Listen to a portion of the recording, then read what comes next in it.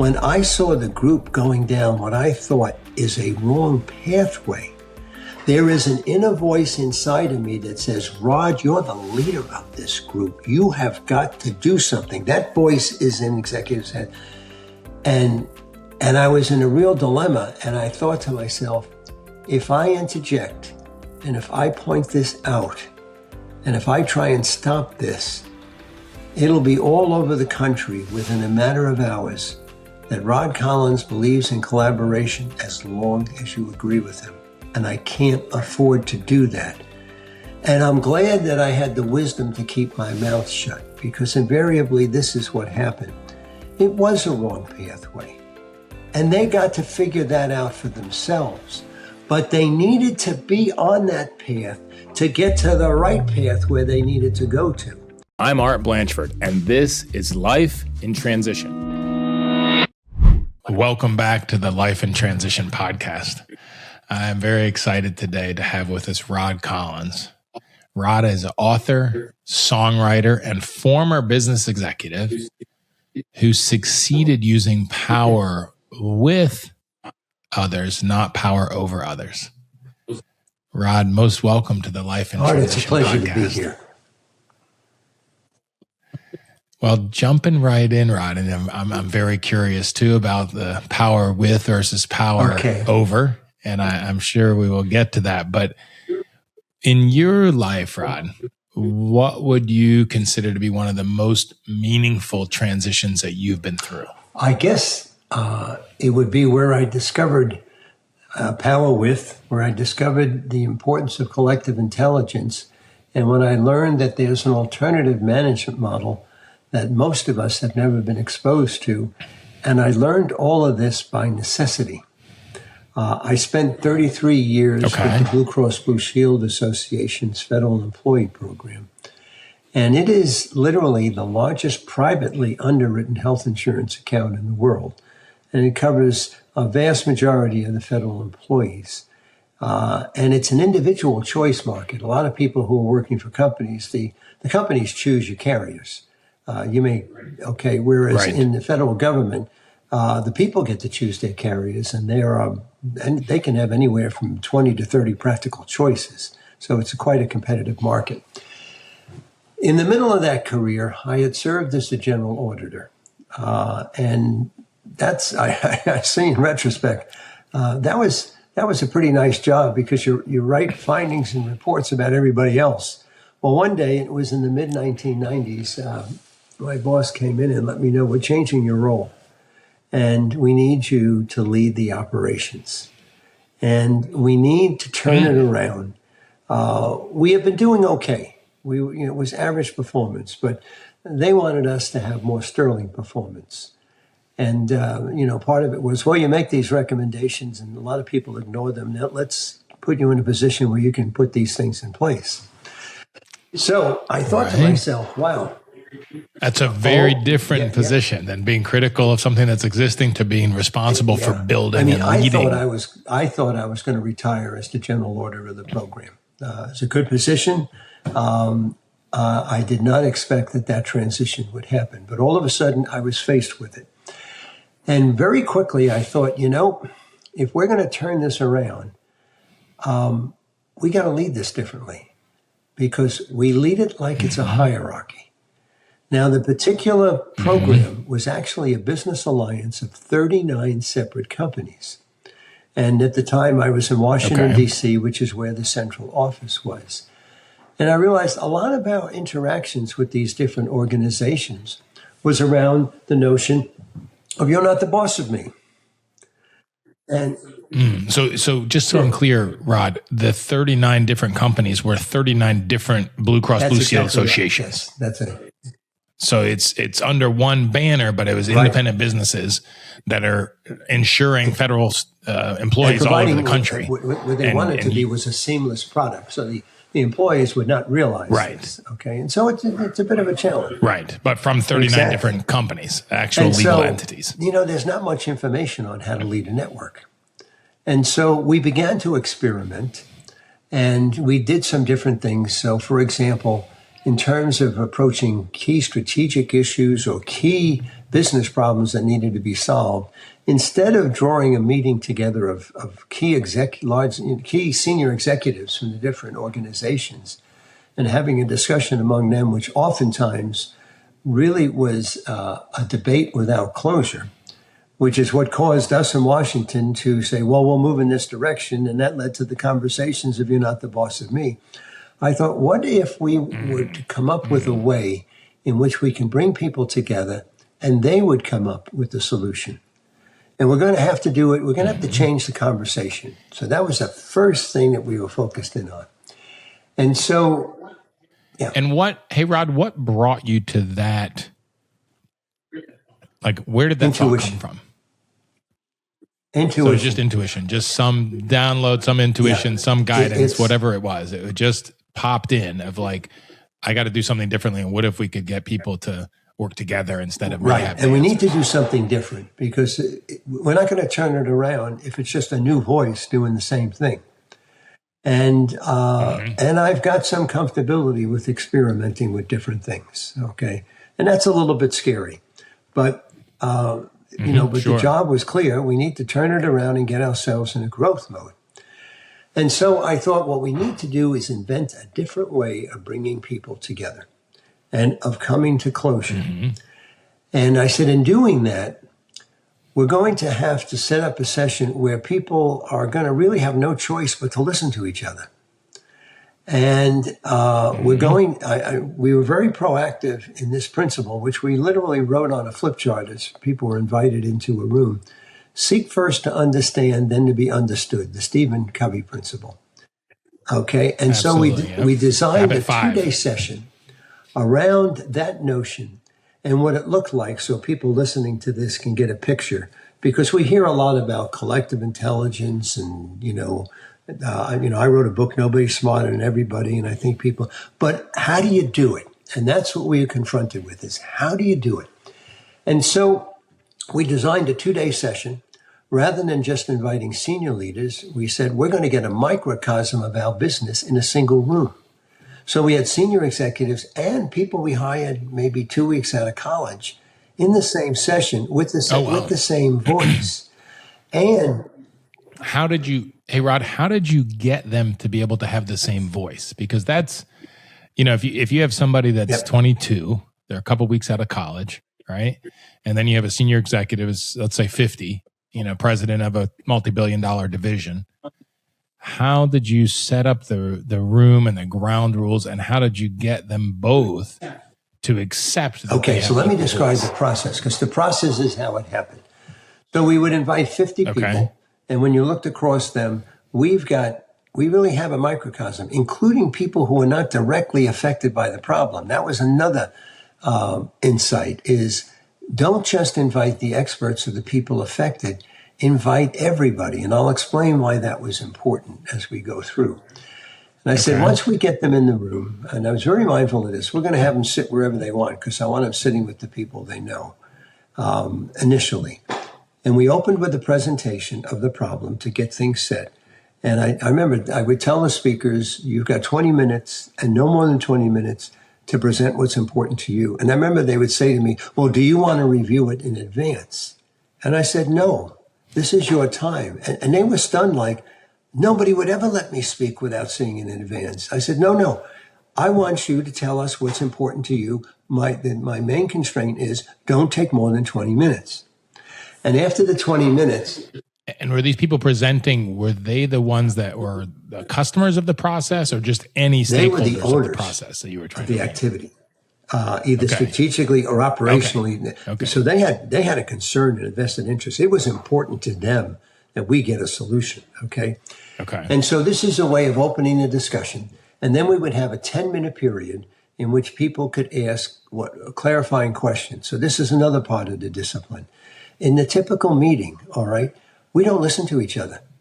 If you and I are in a business meeting, that's right, and you have one set of concerns and I have another, and if they really are not entirely compatible, I'm not listening to you. I'm trying to convince you. You're not listening to me. You're trying to convince me. And this was a little bit difficult at Right. first when we put this in, but after a while, people really understood this, what I'm going to describe in a minute, and relished it. In those 10 minutes, I would say, you can ask any clarifying question you want.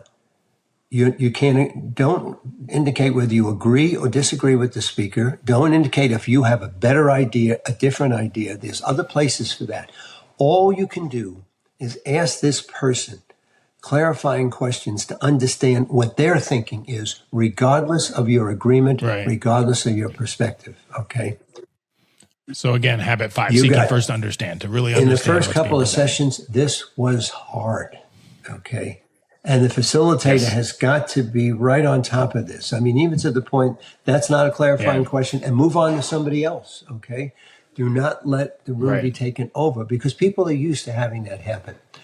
Now, getting back to answer your question. Yes. Now, And people are often rewarded, especially in corporate America. People are often rewarded for taking Right. over the room, even and if I it's was not well on the agenda, aware that, right? yeah. They look good. Yep. They take up space. They Yep. make points. And I also was well aware the extroverts are most comfortable speaking in groups. They're not necessarily the most intelligent people. They are intelligent, but they're not necessarily the most intelligent. And they tend to be advocates Yes. and not what I would call Yes. aggregators of greater information. Okay? Yes. And so Yep, the that's right. purpose of this is to tone down this adversarial language, which was driving why we were just kind of treading water. Now, to answer your question before, how do we make the voices equal? Remember, I told you, we told them sit any way you want. I wanted them sitting with their friends. And Yes. In the beginning, right. And everyone's so going if we to had be in their 6 own clique, tables, in I their own would go department. around and count off by 6s. And then say, whatever your number is, you go to that table. So I've mixed them all up. Okay. Right. And Yep. now in small group discussions, the introverts are more likely to contribute. All right, regardless of their rank. Right. And they're not sitting with people necessarily whom they're in a hierarchy with. So there's much more Right. equality in the context of the group. And then I would ask them, all right, you've Yes. heard the opening presentation. What I want you to do is you need to come up with the 4 to 5 most important things we need to do to solve the problem. And I would emphasize, you can't come up with a list of 15 or 20. You need to come up with a list of 4 or 5. And I give them maybe 30 minutes and say, you need to select a presenter who will be the spokesperson for your group, and they will present. So maybe they meet for 30, 45 minutes, and then we come back together. And as we listen to each group, once again, clarifying questions. No agreements, no disagreements, no, we had a better idea. And so we've spent the better part of a morning without debating each other and just trying to understand what people think, regardless of agreement or disagreement. We've also gotten 6 perspectives on how to handle the issue. And then the next thing that we did after that is we took all the flip charts in the group and we would put them on a wall. And and then I said to them, now here's what we need to do. Let's say, for example, we are looking at maybe 40 items. I said, we need to find the duplicates and combine this into a list of mutually exclusive items. Sure. So if you see 2 items that are the same, call them out. We'll talk about them. If they are the same, you decide which one we keep, which ones we drop. Always let the decisions be with the group, not with the facilitator. And if they're different, you're going to modify the language so the differences are clear. All right. And so, believe it or not, this process can. So even in these small groups, Rod, the facilitator was the one that made sure. So each of these small groups had a facilitator that would make sure the there wasn't any. facilitator is one person, and generally. Okay. So in the small groups, then how did you make sure that everybody had equal voice? Again, you have a 22-year-old, you got a 50-year-old president. For self-managing that. And as a facilitator, I walk around, and it was, well, by mixing people up, and they weren't with people, they were with people who weren't even part of their organization. So there really wasn't much hierarchy, and the group could self-manage itself. A small group, people will speak up and say, well, let's hear that. I want to hear that. And in the event a group gets taken over, I got 5 other groups where it probably didn't happen. It's not a perfect system, okay? Okay. But these multiple perspectives were important. So we get that list down from 40 items to maybe 15 or 16. But another thing I want to point out, because again, we're very mindful, we have to change the conversation. Conversations in top-down hierarchical structures are just battles. They're wars between departments. People withhold information from each other. They're not sharing. That's not good for the organization. And they're doing everything they can to push their point of view, regardless of whether it's the best or not. So what we're doing here is when you say call out two items that are the same, you have to visit with both items in order to understand if they are the same or if they are different. And if they are different, you've got to come up with the languages to make the differences clear. We've changed the conversation. It's not my idea versus your idea. It's how are these two ideas alike or not. And once again, you've got everybody visiting with everything. All right. Then after that, I would give them 4 dots and say, vote them any way you want among this list of 16, which means you could take the 4 dots and put them on one item. I wanted to allow passion to come through. If there was, I also wanted space in which minority thoughts could come through, but there had to be a price for it. If I put all 4 here, then, then I can't pick any of the other items. One of the surprising things to me was when we did this, invariably, there was a breaking point, I'd say 90% of the time, after the 4th item. And what I mean by that is when you counted the votes, you might see something like 30, 28, 27, 25, 12. There's this, and it was amazing. I mean, I've done these over the period. So you would get a really clear. There was a real top 4 items that if we do these 4 things, it's going to make a difference, either strategically or operationally. Going to have the biggest impact. And then I would look at the group and say, if we do these 4 things, will this solve the problem? And most of the times they would say, yeah, that this is it. And when you would review the 4 items, you would see there's an item in there that was important to one political faction. Another item that was important to a very different political faction. And item 3 and 4 was the glues that made the whole thing work as a package. That these 2 apparently contradictory ideas really could work together once they were part of a set. And this just happened a lot. Now, here's where the surprises come in. And this is where the power with starts coming in. Because as we did this, I just want to have a different kind of meeting. But in the course of doing it, I discovered a couple of things. The first thing I discovered is, oh, wow, we're tapping into a phenomenon of collective intelligence. I didn't expect that, okay? And the reason, and what caused me to see it is when we did these sessions, especially in the beginning, that one thing, the people love this. They love this. Sure. Okay? Yep. They thought these are the best 2 days I've ever spent, okay? Why? Because they're all walking out of there saying what we've agreed to is going to work. Right. Yeah, well, and they feel heard. I mean, because you're setting up the ground rules where people are feeling heard. All of them have unanimously agreed, and that surprised me. I did not expect unanimous agreement in these sessions. Over the 10 years I did it inside the Blues, I never did one of these sessions where 50 people didn't agree. And that's pretty wild. That surprised me. And this began to show me the importance of power with. And I began to think, why is this happening? All right. Well, because we invited all the voices, including people that I personally didn't agree with. And a lot of times, if you're setting up the meeting, we're going to keep those people out because I don't. No, we're going to bring everybody in. All right. And when you do that, when you come up with your solution, everybody's voice has been represented. And what you find with collective intelligence is there are people who have screwy ideas, okay? And probably 90% of their ideas are screwy. But they see one thing that nobody else does. And by having them in the meeting, that one thing comes through and it winds up being important. Well, these people feel good. I've been heard, okay? And everybody else feels good about what they've brought through. And people would comment to me at the end of these sessions, we've made something here no one of us could have done by ourselves. And that's when I began to realize That's right. we're tapping into collective intelligence here.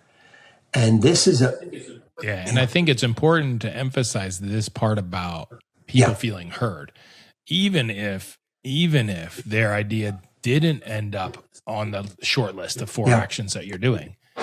Even if it didn't, if they are truly heard, if somebody really sees them, really hears them, then they still can be bought yes. into the outcome as long as their voice has been That heard, is very as long as true. they've seen, felt, And in seen, some and heard. instances, their ideas may not have come through, but they sit back and realize, well, I had a chance. People heard it. And I'm looking at what they've come up with. And you know what? That's going to work. And That's at the right. end of these That's sessions, before we would take these 4 and then work on them, and I'll explain what we did with that next, I generally did this. I said, is there anybody sitting here who thinks if we proceed and do these 4 things, it's a mistake? And I would caution, I'm not saying that you're right, you may have an idea that might be better, but if the idea the group came up with is going to work, let it be. We don't need perfection. We need things that will work. But if you're sitting there right. and you know that this is going to fail, and you're the only one who sees it, okay, I would Speak say up. you have an obligation to let us know, because you may see something the rest of us don't. And you really had to make it safe for people, and people would stand up and go, well, I do have a concern. And they would express it. And I'd say that maybe 90% of the time, people would say, oh, we don't mean this, we mean that. And they go, oh, if that's what that means, I'm okay. See, Hey, Rod, let me ask you this, though, because you said something really important that may be natural to you, but to a lot of people, this is not. You said, I had to make it really yes. safe. So how in this space, and this can apply to, whether it's a business meeting like you're talking about, or whether it's in a family where you're trying to just decide what to do on vacation. How did you make it safe? What does it mean to make it safe? For It's how you carry yourself across the 2 days. And specifically what that means is I was the one person in the room, even though I had the highest title, who could not express their idea.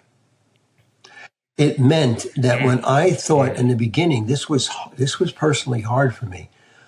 When I saw the group going down what I thought is a wrong pathway, there is an inner voice inside of me that says, Rod, you're the leader of this group. You have got to do something. That voice is in executive's head.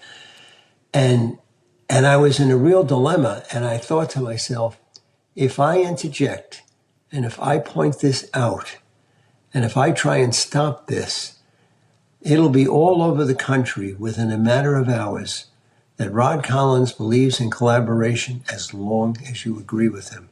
And I can't afford to do that. Right. And I'm glad that I had the wisdom to keep my mouth shut, because invariably this is what happened. It was a wrong pathway. And they got to figure that out for themselves. But they needed to be on that path to get to the right path where they needed to go to. And so as I got more experienced in this, and I saw these, what I would call mad moments, my mind would automatically say, oh, we're probably on the road to a breakthrough.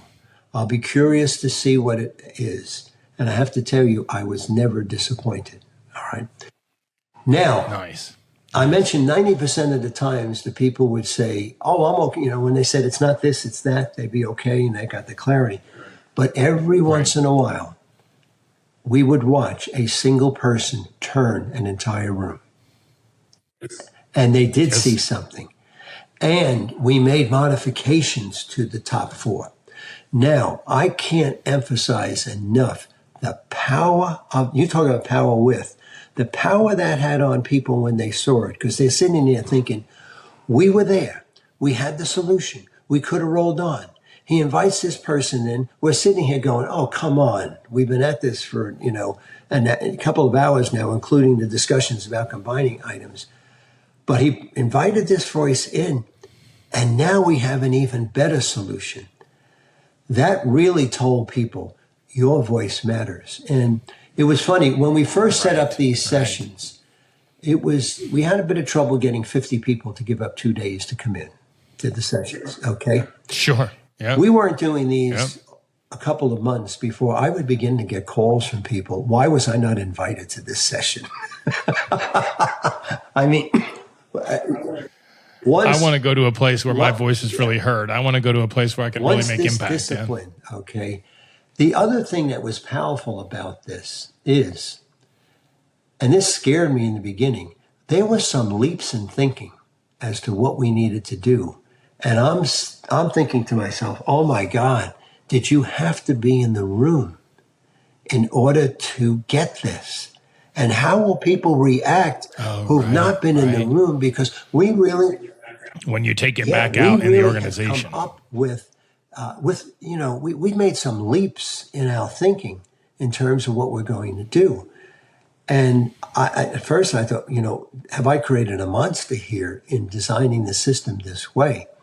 And I remember for the first couple, the staff would meet afterwards and we would think about, well, let's have a conference call where all people can participate, and let's be prepared to explain what the group came up with and how they came up with it.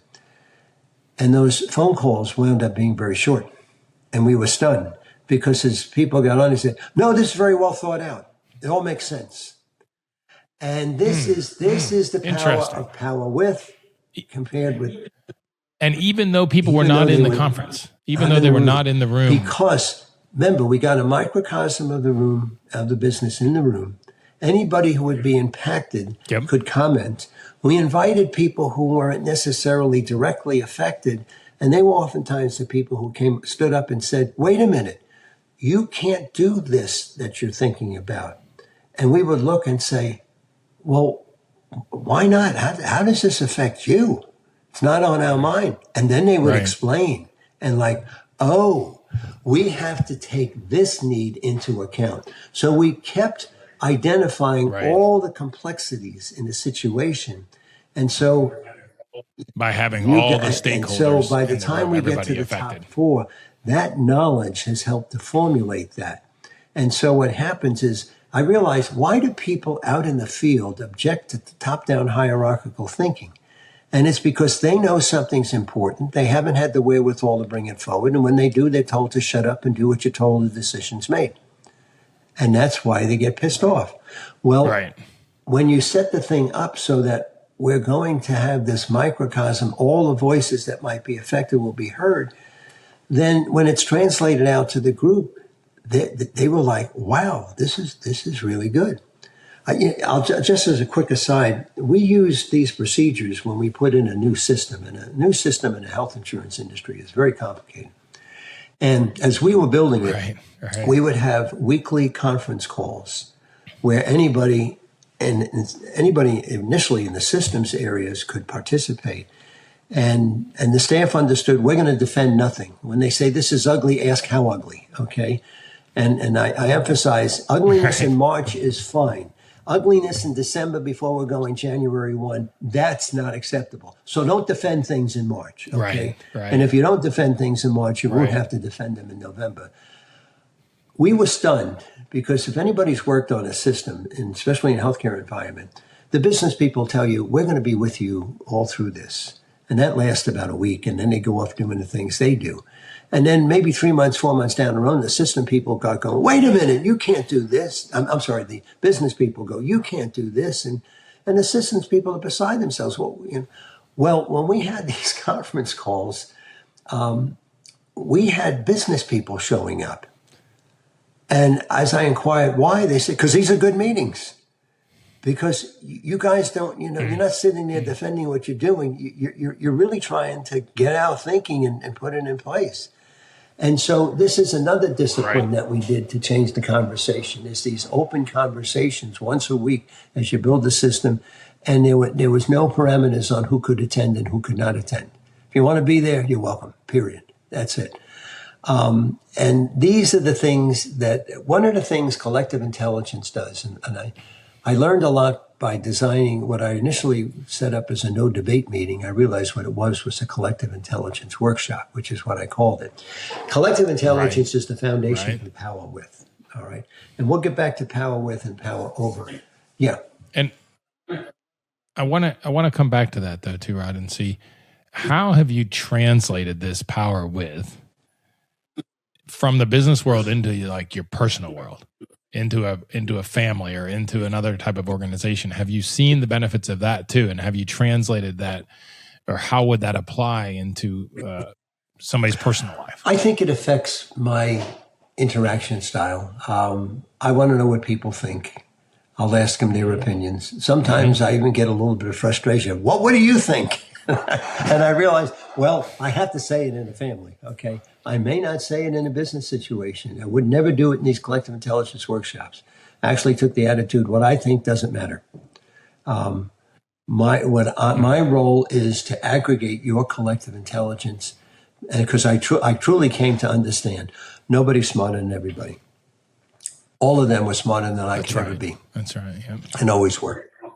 Yeah. Everybody combined is definitely going to. And I began to think, intelligence. why wouldn't you use this resource? I mean, some personal benefits. Right. I had sleepful nights, not sleepless nights. I had things that were being delivered on time, on budget, high quality. Who doesn't want that? Okay. Right. Now, things I had to learn.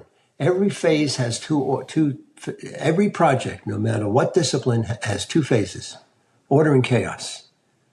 Hierarchies choose order first. Okay. And you get chaos at the end. Okay. Whereas in the network situation, sometimes in facilitating these sessions, as we do in the clarifying questions, as people are understanding the depths of the issue we're dealing with, I could feel in the room, people were like, oh my goodness, we walked in here thinking this was a difficult problem. We had no idea how difficult, now that we've been listening. Right. So and when I would feel that, I would acknowledge to the group, does everybody here feel like, wow, this appears to be an unsolvable problem? And I would see the shaking heads, and then I would say this, we're exactly where we need to be. And I would say to them, every project has two phases, order and chaos. We're choosing the chaos first. And then I would call a break, because you would need it. The energy in the room was such, these people need a break. And I always did the breaks as a half hour. And I did that so that people could, they could call back to the office. But I also wanted them informally intermingling. That was part of it. Sure. And invariably, we'd come back after 30 minutes and some person or two might say, we were talking about this. And here's an idea we had. Okay. Right. And then we go from there, and the order would emerge. And when it did, as low as the energy was in the chaos, the energy was extremely high when they saw, we're going to solve this thing. But it's not a pseudo solution. It is a reality-based solution. And there is a sense this is going to work. And I can't emphasize enough that if anybody in the business world is listening to this, there's oftentimes an argument, what motivates people more? Is it recognition or is it salary? Okay. And I say, no. What motivates people the most is, does it work? People want to be in environments where things work, and they will turn down more money, because I don't want to give up an environment where things keep working all the time. We had a very low turnover rate when we put this management model in. It was less than 3%. Yeah. And did you, so far what I hear when you describe this, Rod, is this is a workshop to solving particular issues. How did you run your area of responsibility as well? Like, did you run it with the same approach, like in your department or your area of responsibility? So here's another thing I did, and this will stun executives who are listening in on this. I turned the operations around. This workshop was at the core of it. There were other practices we did that were aligned with this, but I focused on the workshop because it was the core one, and I can come up with some tangible examples that people can relate to. Well, after about 4 years, I was made the chief executive of the business. And so one of the things I did was I actually continued a habit that my predecessor had, is we didn't have a strategy session among the senior staff once or twice a year. We had one every 2 weeks. Every 2 weeks, we went off-site and spent a day thinking strategically. We're living in a fast-changing world. AI is changing everything. We're in the beginning of a technological revolution that is going to be many times more impactful than the Industrial Revolution. Who's thinking about the business? If executives are out there intertwined in the operations, they're doing the wrong thing. And so we would go off-site, and I wanted to be off-site so people wouldn't be invading the space. And the first 20 minutes, the group set its own agenda, all right? And then once we set that, we determined how much time do we need to have a meaningful conversation. Each person who suggested the topic was responsible for facilitating their own topic. And we divided things into A's and B's. A's means we have to handle them today. B's means if we come back to them in 2 weeks, it's all right. And that solid day of thinking was incredibly, incredibly powerful. And it also drove a esprit de corps among the senior team so that it was a highly functional, highly effective team. Most senior teams are not effective. They are people who are fighting each other to be the next CEO, and they go to combat essentially whenever they get together, which is why they don't want to do it much. All right. So you need an effective leadership team. And then meeting this way just drives behaviorally the importance of deep listening, listen to people. All right. And was also conveying a message. Your job is not to be in the middle of the operations. We have other people to do that. And if they can't do that, you have the wrong people in the jobs. You didn't get into the, So how did this translate into your results? How did this type of power with both on your executive team as well as I would say these operational issues workshops? How did that affect the results of your unit when you were chief? In the 5 years that I led this organization, and the organization's over 65 years, it remains to this day the single largest growth period in the history of the business. And I'm fairly sure none of these practices are done anymore. And this is the problem with bringing this in. There's lots of executives who bring in this network model. Bill Mullally, for example, brought it into Ford. But what often happens is when that leader leads, they just say, well, that was a management style. And the new person comes in and they have a management style. And what they do is go back to top-down hierarchy. The only companies I'm aware of where it continues and goes on are those that were born this way. And I write about 3 of them in my most recent book, which is called Nobody's Smarter Than Everybody. And these 3 companies are all decades old, one going back to 1958. And at no point in their history have they ever had bosses. Work is self-managed in a team construct, and they have specific procedures that keep that on. And so there are procedures in the network. It is not a free-for-all. It is an organizational structure. For sure. Okay? For sure. And for those who are a little bit leery about, well, this sounds crazy to me, I want to share an example of an industry that has put this model in place where it has stayed in this particular place. And I'll give a clue to that by asking this question. Why don't we have many air crashes anymore? We used to have 3 to 4 a year, but that stopped, and it stopped in the early 80s. Why? It wasn't better machines. It was the NTSB and listening to cockpit voice recorders was recognizing information was in the cockpit among the pilot or among the co-pilots, and they were unable to get it through because of the command and control protocol. Okay, and the particular instance that really drove this change was when 3 pilots ran out of fuel because the captain was over-focused on a right landing gear problem. They didn't know if it was locked or not. And, if they had brought the plane down before it ran out of fuel, it might have been a rough landing, but everybody would have lived. Now, because they ran out of fuel. But the co-pilot didn't have the Right. power with. He was under power power over, so he couldn't speak so up and say what something, and then people NTSB died. recommended is you have to change the management model in the cockpit. You have to abandon the top-down hierarchy, and you have to go into a network structure. The captain is still the leader, okay, but he's not a dictator, and he doesn't have the authority to tell somebody, shut your mouth, all right? And you will be evaluated not by whether you didn't speak up, but if you did speak up. And so that has been in place in that industry for almost 40 years.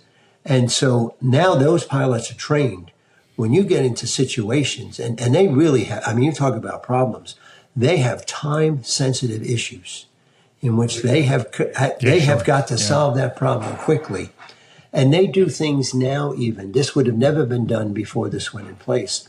If there's a captain who's riding as a passenger in a troubled plane, they're going to bring that person in the cockpit, okay? We're going to have as many minds working on this as we can, okay? We're not going to have a trained captain sitting in a passenger seat who could be up here helping us to be a stronger team. And so if people are wondering why, when I've been around the sun a few times. And when I first started traveling as an employee, I literally was thinking every time I got on a plane, I hope I'm not on one of the 3 to 4 that'll happen this year. I don't think about that. I don't think about that anymore. Wow. It is just so very, very, very rare to have a crash. And even the one that we had recently in Washington wasn't the plane's fault. I mean, a helicopter crashed into a plane, and there was no time in which they could react to that. So. Yeah, no, for sure. So I'm curious, Rod, how have you, like this realization, this transition that you've been through to recognize power with instead of power over, how have you been able to apply that in your life in general, not just in business? How has that shifted? Like, how is your life different since you recognize this principle? I think I've always been that way personally. And what it is I brought it into the business. And the reason I say if I talk to your kids, of the experience I had in college. I participated. I was in a social psychology course, and I'll always remember this. There were 200 people in the course. First day, the teacher says 2 things. Number 1, this is the last class you'll be required to attend. If you don't want to attend the classes, you don't have to, as long as you can pass the exams. And we'll cover nothing here that's not in the book. So if you can self-study and read the book, fine. Then the second thing he said is, you will be required to participate in a weekend simulation project. And it is mandatory. It will be half your grade. If you have a wedding to attend that meeting that morning, drop out of the class now. Because if you don't attend, you're going to fail. All right? I thought, no, that's interesting. Well, before the session, we had to fill out a personality profile. And I will always remember this question, okay? What motivates you the most, okay?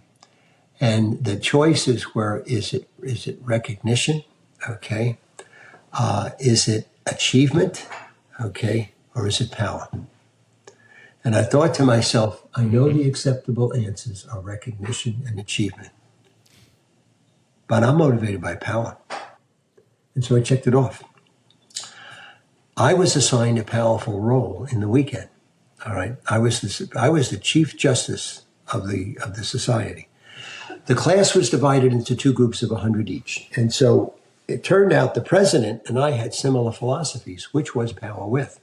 And so in making our decisions and coordinating, we made consistent power with decisions. And so we were not socialistic. What it is we were going to drive the enterprise, but not where anybody could take advantage of anybody else. But anybody else who was willing, was willing and able to achieve activities and do the work, then you could carry those rewards. But your rewards had to be because you produced, not because you corrupted. Okay, and we're not just going to pass things around because you're a living human being. Okay, you got to work in the society. Well, towards the end of the second day, somebody came up with a suggestion. We were divided into 4 rooms. No more than 50% of the people could ever be in one room. And somebody said, let's get everybody into the 2 rooms on one side of the hall, because they're really not 2 rooms, they're 1 room with a partition. And we'll put the partition back. And so it came to me as the Supreme Court Justice to make a decision. And I said, I don't see anything in the rules that says we can't. And the monitor said, well, wait a minute. You can't do this. I said, show me where we can. And they couldn't. So they said, will you wait 20 minutes? We'll get the professor. He's over with the other group. And he came over, and as he walked in, he said, congratulations. You're going to pull back the wall. You're going to have your party. But before you do, I want to spend 30 minutes talking with you about what went on here, because you have accomplished what less than 5% of societies do. You have a fully functional, effective society. That is my natural way of being. And I've always been naturally oriented towards power with. I wanted the power, not so I could exert it, Right. but so that I could operate from that power base and expand it so everybody gets to participate in it. And so I've been, yeah. So, Rod, let me ask you then. So, it's wonderful, and it's obviously served you very well in business, and I'm guessing also in your personal life, to have that power with. But if somebody this is new to them, this power with, what is the key? Like, what is the key behavior? What is the step that they can take to start to exert, to start to yield or wield power with instead of power over, whether it's in a business environment, like we talked through in quite a bit of detail, or in their personal life? Because I can tell you from my experience, I'll talk about, I'm an empty nester. I'm not quite as old as you, but I have 3 adult children. And if I stayed in my power over mode, which I had some of as a young father, then I would have no relationships with my kids, or not healthy ones, if I stayed in the power over mode instead of the power with. But what's a way, what's one tool or one process, one step that people can take right now to move, if it's not natural to them like it was to you, toward power? I think instead of operate power by over. the principle, seek first to understand, then to be understood. So that's comment number 1. Comment number 2 is you never eliminate power over. And you sometimes have to participate in it. My orientation was I will always work with people who think win-win. And if there's I will do everything to create the situation win-win. But if I didn't get to create win-win, and the situation is win-lose, then I got very confident in power over, and I'm going to win and you're going to lose. I don't want to do that. But if those are the only choices, okay, and I think in terms of the international world in particular, that's something that I think international leaders may run into.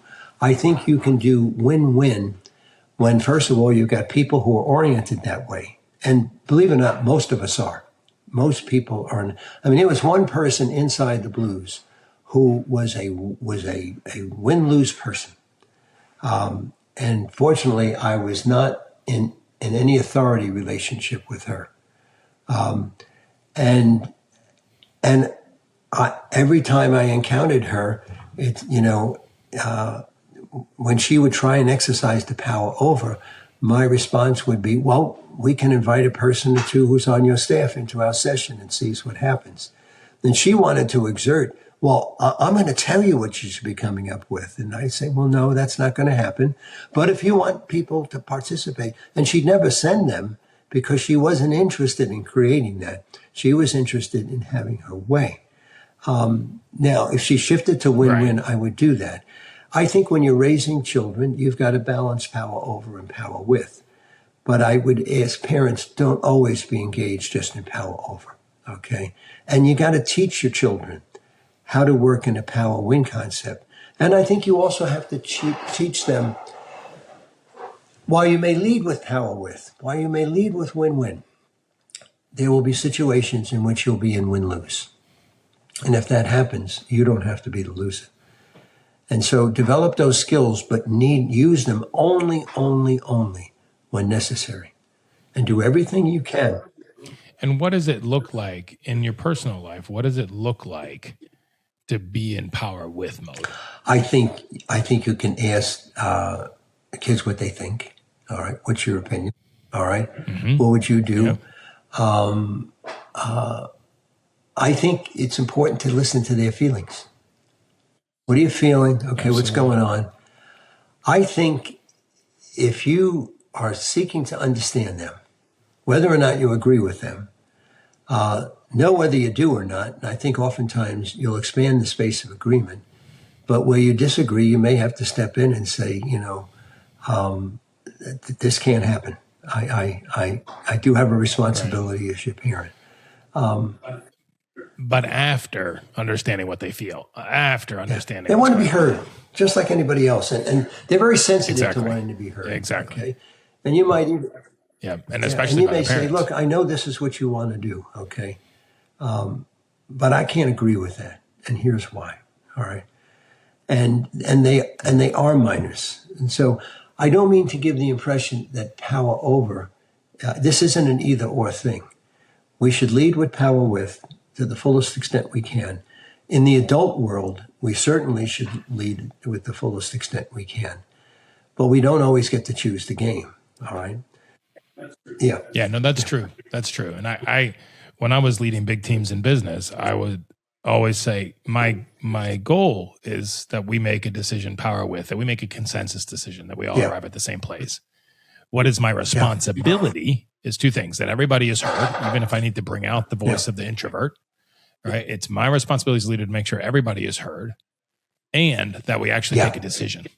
Right? If we get stuck, it still falls on me, not because I'm better, but because I happen to be in the leader role in this day and this time. It falls on me to make the decision. If we, and then once everybody's been heard, then everybody's willing to go along with it, even if it's not their decision. I rarely had to do that. I would push. I would push the group. Like 5% of the time. We have to make a decision by 4 p.m. We can't leave this room until we make a decision. Okay. Yeah. And that's where I would push them. Not that it's like, okay, I've decided this. No, you've got till 4:00. This group is going to make a decision and you're going to do it. I kept putting that pressure back on them and they stepped up to do that.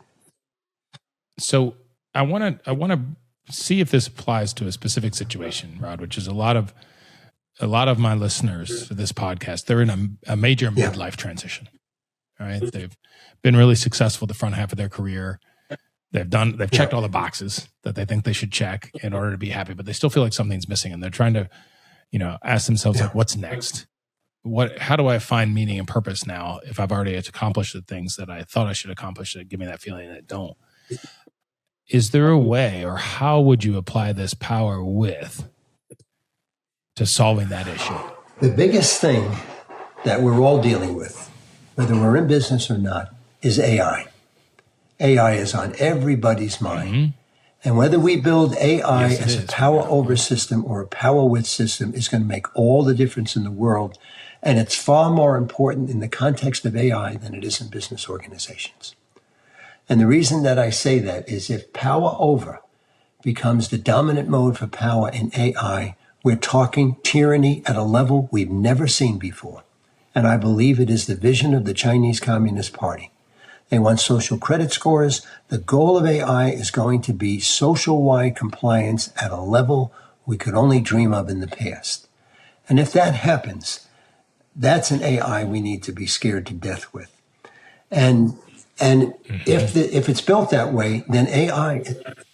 So that's if we're using AI for power. That's right, and it's a top-down. If the leadership of society is using that as power. Now, if we build it as a network, as a decentralized network, along the model of something like a Bitcoin, okay, for those who are familiar with its structure, centralized power does not exist. So, power with is going to affect how AI goes. And so, it means some other things, and people who are in this space should think about this. Right now, AI is being built in the context of words. And words is the language, if you will, of top-down hierarchies. They're built around narratives. They censor, okay? If there's censorship going on, you've got power over. If we build the systems in the context of math, and this is something that the AI coders need to focus in on, it's not that AI doesn't give you words at the end, but when it processes information, it needs to do it in the context of math. because math is not biased. You need to bring in all the points of view, censor none. Come up with algorithms that are able to get the microcosm of the world in the room and then pull the best of their ideas, then translate that into words. Right now, we're building biased systems that have unconscious biases that are no better than quite frankly, draconian top-down hierarchical leaders. So, but I think there's a recognition that we need to make improvement there. But power with is going to be critical to the development of an effective AI. And if we do that, then we're going to create a benevolent structure that will be part of a human-machine symbiosis, not something apart from us, but something that is going to help us think better, because it'll help us to do what Kahneman and Tversky, the psychologists, called slow thinking, system two thinking, which is our better thinking, but takes a lot of time. AI can do it fast. And so we operate by what they call fast thinking, or system one, which is ridden with errors and has a lot of mistakes in it, but it's very effective in the short term. And this is the power that AI has. It can be power with processing information that would take months or years in fractions of seconds, giving us that information so we as humans can make smarter, more rational decisions. That's the great hope out there. And that's where power with is going to make a big with difference. everybody, Yeah. and not Yeah. being controlled by a few, Yeah. but with everybody. So Yeah. again, power with.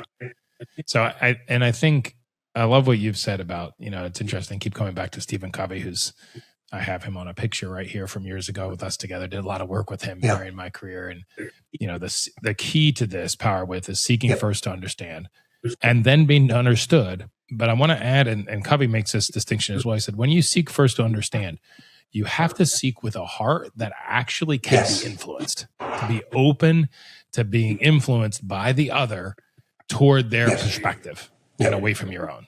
If you're going in guarded and seeking first to understand just to intellectually understand, but not with a heart open enough to be influenced, it doesn't do it. And our collective, You're not actually our collective understanding. intelligence workshops forced that because we had to go to action.